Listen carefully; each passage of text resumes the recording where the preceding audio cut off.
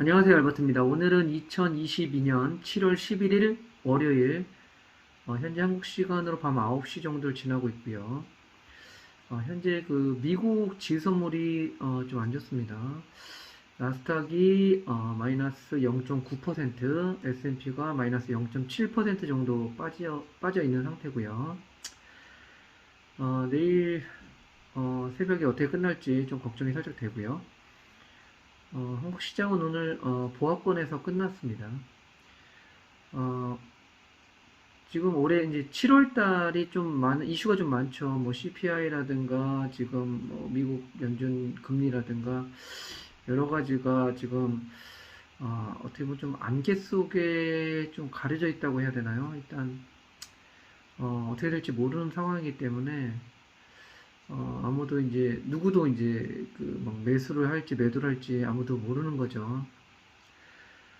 이럴 때일수록 좀 유연하게 어떤 주식시장을 좀 대응을 해야 되지 않을까 하는 생각이 좀 듭니다. 제가 이제 오늘 한 달 전에 매수 추천한 이제 뭐, 오뚜기나 뭐, 한 10일 전에 매수 추천한 뭐, DSK, 뭐, 이 종목을 가지고 말씀을 좀 드릴 건데요. 이 종목을 뭐, 수익이 뭐, 몇 프로 나와서 제가 이 영상을 말씀드리려고 하는 게 아니라, 오늘 같은 경우는 어, 이 종목을 가지고 지금 이런 시국에 어떻게 좀 대응하는 게 좋을까, 어떤 게 좀 현명한 방법인가 한번 생각을 해보는 시간을 좀 가졌으면 해서 이렇게 영상을 찍게 되었습니다. 그러면 이제 그 HTS 통해 가지고 좀 더 자세하게 제가 어떤 말씀을 드리려고 하는지 부분에 대해서 말씀 한번 드려보도록 하겠습니다.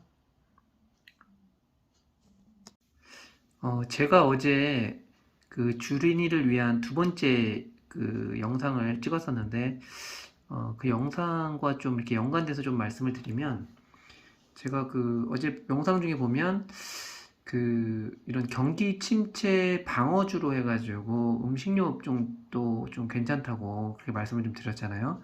이제 오뚜기 같은 이제 음식료 업종을 제가 예를 들어서 좀 말씀드리면,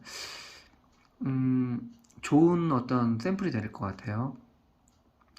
지금 보면은 제가 이제 600일 봉차트로 이렇게 보여드리면 지금 이때 가장 최근에 가장 저점이 그 코로나 때이지 않습니까? 코로나 때를 비교해가지고 봤을 때 완전 바닥이에요. 그죠? 여기를 지금 이 라인을 바닥이라고 보고 이제 접근을 하면 한번 생각을 한번 해본 거죠. 어떻게 했을 때 가장 좀 효과적일까? 물론 이 바닥에 사서 뭐 기다리는 것도 하나의 방법이긴 하죠. 그래도 뭐 더 떨어지면은 또 물타기 하고 뭐 이런 방법도 있을 수 있어요. 제가 근데 좀 제안해 드리고 싶은 방법은 뭐냐면, 제가 이제 이번에 수익 난 부분도 1차가 아니고 조금 조정을 받아가지고 2차 두 번째 계좌에서 수익을 난 건데요. 그러니까 지금 이 정도 라인에서 일단 매수를 예를 들어서 했다고 쳐보죠.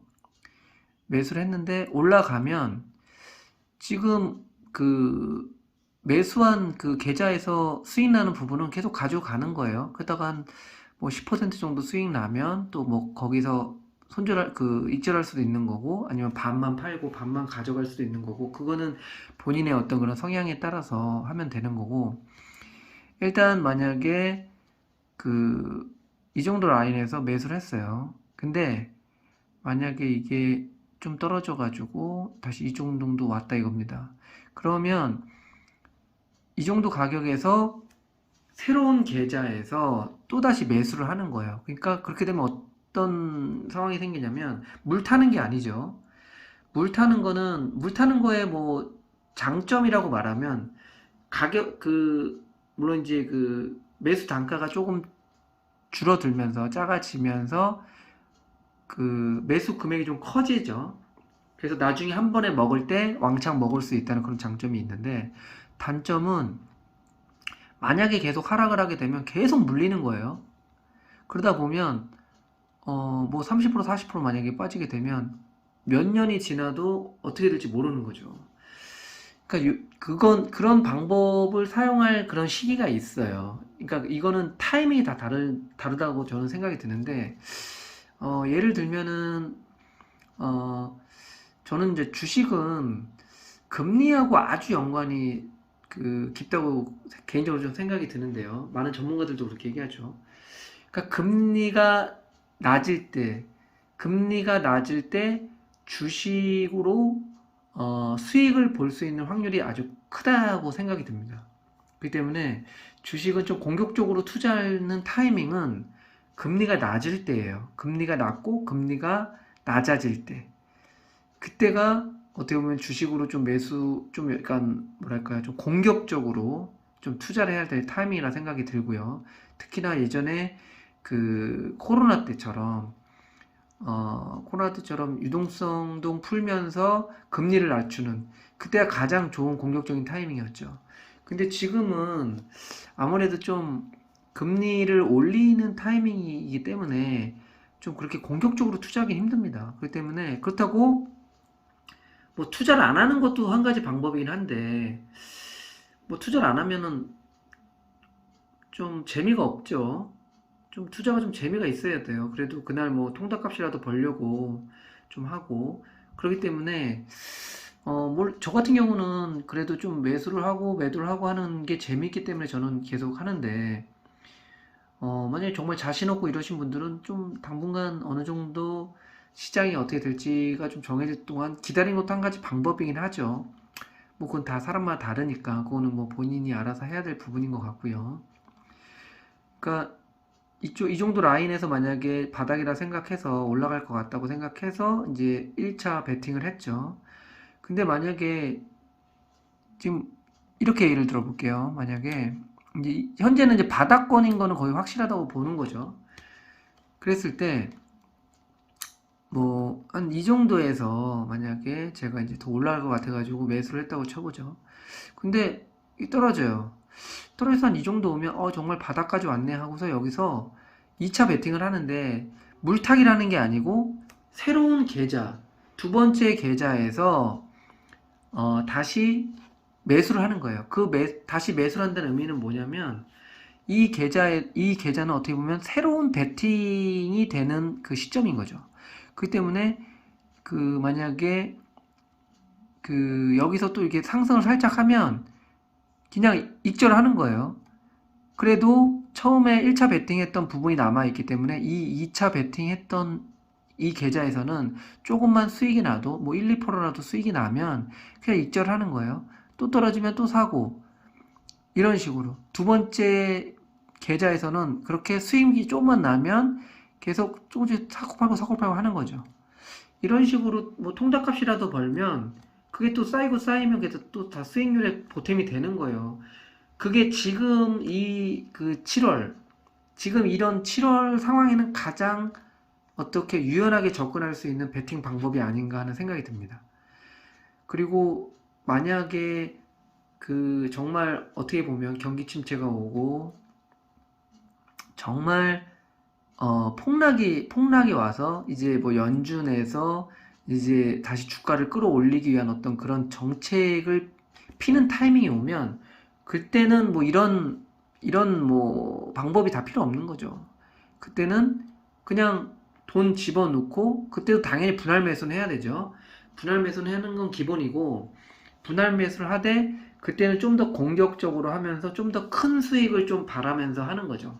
약간 그러니까 그렇게 좀 유연하게 해볼 좀 필요가 있습니다. 그래서 이제 2차 베팅하고 기다렸더니 오늘 한 3% 정도 저기 올랐잖아요. 오늘. 그래서 두 번째 계좌에서 이제 수익이 난 거죠. 뭐 큰 금액은 아니죠. 당연히 큰 금액은 아니지만 이런 게 여러 종목에서 계속 이렇게 하다 보면 이것도 어떻게 보면 뭐 큰 돈이 될 수도 있다. 뭐 이 말씀을 좀 드리고 싶습니다. 그 때문에 지금 일단 오뚜기 같은 경우는 뭐 경기 침체 방어주도 된다고 저는 개인적으로 생각을 하고 지금 가격을 보시면 바닥이잖아요. 그죠? 물론 더 밑으로 떨어질 수도 있죠. 뭐 그럴 수는 있지만 지금 시점에서 봤을 때는 정말 그 바닥이고 이제 지지를 하면서 올리려고 하는 타임이라고 저는 개인적으로 생각이 들어요. 차트만 봤을 때는. 그리고 뭐 만약에 좀 물린다고 하더라도 뭐 배당도 좀 나오니까 배당도 받고요. 그죠? 아무래도 뭐 이렇게 올라가 있는 이런 데서 샀을 때보다는 지금 이 가격대가 훨씬 더 안전하다고 생각하지 않겠습니까? 그죠? 그리고 이 오뚜기 같은 이런 주식은 뭐 오뚜기니 농심이니 삼양이니 이런 음식료 쪽은 이렇게 어차피 먹고는 살아야 되잖아요. 그죠? 그렇기 때문에 이런 경기 침체 구간에서는 크게 이렇게 하진 않을 거다라고 저는 이제 개인적으로 생각이 들어가지고 일단 오뚜기 종목으로도 이런 식으로 분할을 해서 계속 수익을 내고 있습니다. 지금 오뚜기 DSK뿐만이 아니라 제가 방송에서 뭐 수익이 생겨도 방송에서 말씀 안 드리는 게 많죠. 왜냐면 워낙 금액이 작다 보니까 보시는 분들도 금액이 너무 작아 뭐 이렇게 생각하실 수도 있어서 제가 안 올리는데 그런 종목들이 엄청 많습니다. 저는 그렇기 때문에 만약에 나중에 그런 이미지를 제가 한번 쭉 보여드릴 수 있는 기회가 되면 한번 보여드리겠지만 그런 뭐 1%, 뭐 0.5%, 2% 이런 것도 계속 쌓이다 보면 그게 뭐 10% 되는 거고 20% 되는 겁니다. 그렇기 때문에 지금 7월 달에는 정말 계속 이렇게 지지부진 하지 않겠습니까? 당분간은. 이럴 때는 정말 그 몰빵하는 거는 제가 봤을 땐 그거는 좀 약간 미친 짓인 것 같고요. 이런 식으로 계속 분할하면서 사고 수익 나면 짧게 먹고 이런 게 좋은 방법이 아닐까 하고 저는 개인적으로 감히 뭐 또 투자 조언을 드려봅니다. DSK 같은 경우도 그렇고요. DSK는 어떻게 보면 DSK는 재무 상태도 좀 안 좋아요. 재무 상태도 좀 안 좋고 오뚜기랑은 좀 다르게